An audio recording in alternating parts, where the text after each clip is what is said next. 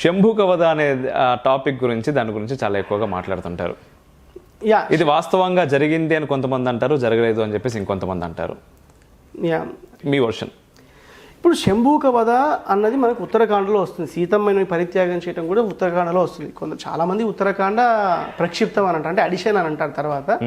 కానీ మనకు చాలా ఆధారాలు ఉన్నాయి, అది వాల్మీకి మహర్షి రాశాడని మనం చాలామంది విశ్వసిస్తారు. సో అలా మనం విశ్వసించినప్పుడు మనం శంభూక వధ జరిగిందనే తీసుకోవాలి. శంభూక వధ జరగాల్సిన అవసరం ఎందుకు వచ్చింది అని అంటే, ఇప్పుడు మీరున్నారండి, రోడ్లో మనం వెళ్తున్నాము, ఒక ట్రాఫిక్ రోడ్లో వెళ్తున్నాము.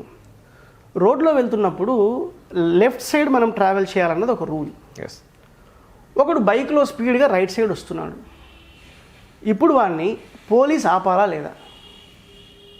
ఖచ్చితంగా. ఎందుకు ఆపాలండి? రూల్స్ పాటించట్లేదు, వాడి ద్వారా పక్కవాడికి ఇబ్బంది, వాడికి ఇబ్బంది. ఓకే, ఇదే అమెరికాకి వెళ్దాం. అమెరికాలో రూల్ రివర్స్ తెలుసు. అక్కడ రైట్ సైడ్ వెళ్ళాలి అందరూ. రైట్ సైడ్ వెళ్ళకుండా వాడు ఆపోజిట్ చూస్తే అప్పుడు పోలీస్ ఆపుతాడా లేదా? ఆపుతాడు. ఇప్పుడు నా ప్రశ్న ఏంటంటే, ఇక్కడ పోలీస్ కరెక్టా, అక్కడ పోలీస్ కరెక్టా? ఇద్దరు కరెక్ట్. నీ దేశ కాల పరిస్థితులను బట్టి నియమాలు నిబంధనలు మారుతూ ఉంటాయి. నేను ఇండియాలో ఈ రూల్ పాటించాను కదా, అమెరికాకి వెళ్ళి ఆ రూల్ అదే రూల్ పాటిస్తానంటే తప్పు. నువ్వున్న ఇదే కాలంలో ఒక ప్రాంతం నుంచి ఇంకో ప్రాంతానికి వెళ్ళటం వల్ల నీకు జరిగే శిక్ష ఇది. అక్కడి నుంచి వచ్చి ఇక్కడ నేను రైట్ సైడే కారు నడుపుతాను, లెఫ్ట్ సైడ్ నేను నడపను అన్నావు అంటే అవును, వాళ్ళు ఆపుతారు, పోలీసులు ఆపుతారు, నీ ప్రాణం కూడా పోతుంది. రామాయణంలో జరిగింది ఇది. నిబంధనలకి నియమాలకి విరుద్ధంగా శంభూకుడు ప్రవర్తిస్తున్నాడు, తలకిందులు వేలాడి తపస్సు చేస్తూ ఉన్నాడు. ఆ రోజుల్లో దానికి శిక్ష ఏదో రాముడు దాన్ని విధించాడు. ఆ రోజు దాన్ని ఈరోజు మనం అన్నట్టు దళితుడు, లేకపోతే ఈ కులం వాడు, ఈ వర్ణం వాడు, దీని గురించి కాదు సమస్య. వేదాన్ని పఠనం చేయాలంటే దళితులకు అది లేదా? దళిత్ అన్నవాడు ఆ రోజు లేదు కదా. అది దళిత్ అనే కాన్సెప్ట్ ఎక్కడ వచ్చింది? ఆ రోజు లేదు. నేను అనేది ఏంటంటే, శూద్రులలో ఉన్న వాళ్ళు చాలామంది, మన కాంక్లేవ్లో కూడా మనం మాట్లాడాము, ఎంతమంది శూద్రులుగా ఎవరెందుకు? వ్యాస మహర్షి ఎవరికి పుట్టాడండి? మత్స్యగంధికి పుట్టాడు. ఈరోజు మనం దళిత్ అన్న డెఫినేషన్ ఇస్తున్నామనంటే అది దానిలో కాదా? అవునా కాదా? అవును. మరి ఏదైతే ఎస్సీ ఎస్టీ వర్గం అని అంటామో ఆ వర్గానికి చెందిన వాళ్ళే కదా. వాల్మీకి ఏ వర్గానికి చెందినవాడు? ఈరోజు వాల్మీకి జయంతిని ఎవరు ఎక్కువగా సెలబ్రేట్ చేసుకుంటున్నారు? అలాంటి వాల్మీకి రాసిన రామాయణం గురించే కదా ఇంత అనర్గళంగా మాట్లాడుతున్నాము. ఎంతోమంది ప్రాణాలు త్యాగం చేసి రాముణ్ణి కాపాడుకున్నారు. దానికి ఆధారం రామాయణం. ఎవరు రాసిన రామాయణం? సో దీన్ని ఒక కాస్ట్ బ్యాటిల్, రిలీజియన్ బ్యాటిల్గానో మార్చడం అన్నది అంత అంగీకరించాల్సిన విషయం కాదు. ఆ రోజు కరోనా ఉన్నప్పుడు మూతికి మాస్క్ లేకపోతే పోలీసులు కొట్టారు. ఈరోజు మూతికి మాస్క్ లేకపోతే పోలీసులు కొట్టట్లేదు. అంటే పోలీసులు తప్ప అది కాదు, మారిన పరిస్థితుల కారణం. ఆ రోజున్న రాజ్యాంగాన్ని బట్టి వాళ్ళు ప్రవర్తించిన తీరును నువ్వు చూడాలి తప్ప, నువ్వేదో ఒక రాజ్యాంగాన్ని రాసుకొని ఈ రాజ్యం ప్రకారం ఆ రాజ్యాంగం వారు చేసిన ప్రవర్తన తప్ప నువ్వు ఎలా చెప్తావు?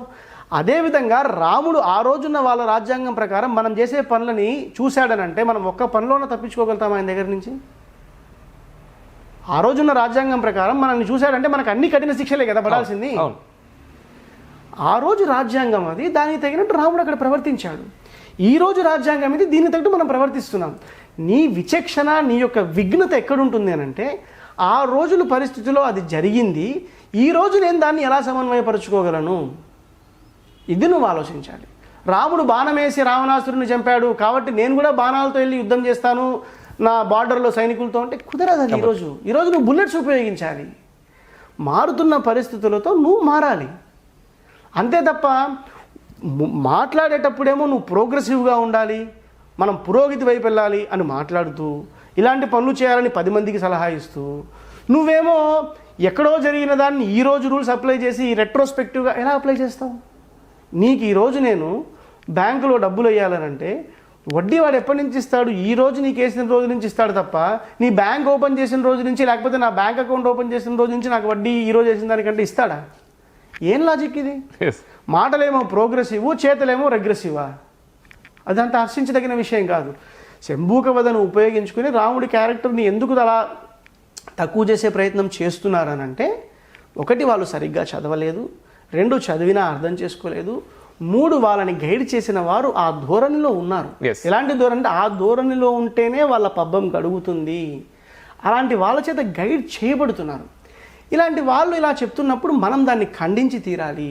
రిఫ్లెక్షన్ ఛానల్ మానిటైజేషన్ తీసివేయడం జరిగింది, అది మీ అందరికీ తెలుసు. బెట్టింగ్ యాప్స్ ప్రమోట్ చేస్తే ఒక్కో వీడియోకి లక్షల్లో డబ్బులు ఇస్తామని చెప్పినా కూడా ఏ రోజు మనం వాటి జోలికి పోలేదు. చివరికి శాటిలైట్ ఛానళ్లు కూడా సాహసం చేయలేని విధంగా అతిరథ మహారథులతో సనాతన క్షాత్రం అని 2 కాంక్లేవ్స్ చేసుకున్నాం. పాత బస్తీలోని దేవాలయాల్లో యజ్ఞాలు నిర్వహించినాం.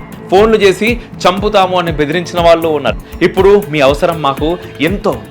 ఈ ఛానల్ని కాపాడుకోవాల్సిన బాధ్యత మీకు ఉంది అనుకుంటే మాత్రమే మీరు మాకు సహాయం చేయర్రి. మీ దగ్గర నుంచి నేను సహాయం కోరుకుంటున్నాను.